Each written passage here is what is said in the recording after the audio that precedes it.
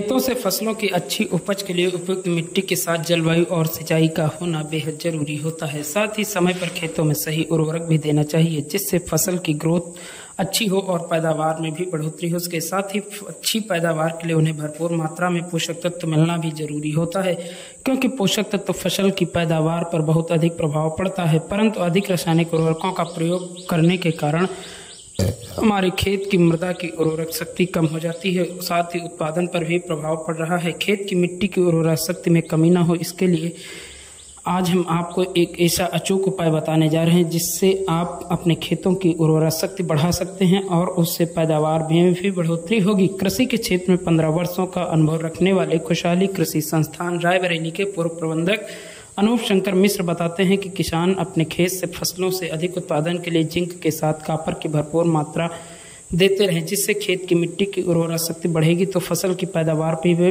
प्रभाव पड़ेगा। वह बताते हैं कि इसके लिए समय समय पर खेत की मिट्टी का परीक्षण भी करते रहना चाहिए, जिससे पता चल सके कि हमारे खेत की मिट्टी में कौन कौन से पोषक तत्वों की कमी है, क्योंकि लगातार खेतों में फसल उत्पादन से मिट्टी में सूक्ष्म पोषक तत्वों की कमी आ जाती है, जिसकी वजह से मिट्टी में पाए जाने वाले पोषक तत्वों का संतुलन बिगड़ जाता है और इससे का प्रभाव हमारे फसल की पैदावार में देखने को मिलता है। इसी क्योंकि हमारी फसल जो होती है, अब आजकल के समय में रासायनिक खादों का प्रयोग ज़्यादा हो रहा है, तो उसके साथ क्या होता है, मिट्टी में उपजाऊपन धीरे धीरे कम हो रहा है। तो हमारे किसान भाई जो है, जैसे डीएपी, यूरिया, पोटास या सीएचओ जो हमारे प्राकृतिक उससे मिलता है, मुख्य पोषक तत्व के साथ साथ सूक्ष्म पोषक तत्व की भी आवश्यकता पौधे को पड़ती है।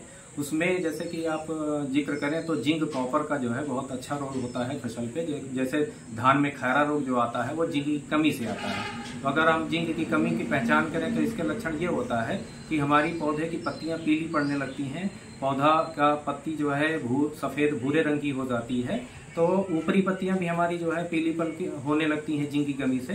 तो इसके लिए क्या करना है कि इसके लिए जिंक सल्फेट आता है, जैसे 33% में भी आता है और साथ ही साथ 21% जिंक भी आता है, जिसमें 10% सल्फर होता है और 33% में 15% सल्फर और 33% जिंक होता है।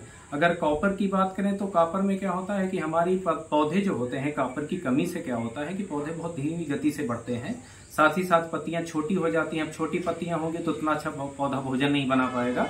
तो उसके साथ क्या होता है कि इसमें पीएच मान का बहुत अच्छा मतलब बहुत अहम रोल होता है। तो हमारी फसल जैसे 6 से 7 पीएच मान की है, तो उसमें हमारा कार्बन की मात्रा, कॉपर की मात्रा जो है अच्छी रहती है। तो उसके क्या होता है कि इसके लिए हमें जो है आपका ईडीटीए का प्रयोग करना है। ईडीटीए अगर जैसे नहीं है तो उसमें आप जो है बीज जो है उसका प्रयोग करके, तो वो हमारा, चूंकि उसमें कॉपर की मात्रा अच्छी होती है, तो उसका प्रयोग करके अगर कॉपर की मात्रा हमारे खेत में अधिक भी किसान भाई प्रयोग करते हैं तो वो भी नुकसानदायक होती है। तो इसलिए जब भी कॉपर का प्रयोग करें तो उसमें जो रिकमेंड डोज है उसी आधार पे हमारे खेत में किसान भाई प्रयोग करें, तो इससे अच्छा लाभ प्राप्त कर सकते हैं। हमारी मिट्टी में उस तत्व की पूर्ति होती है।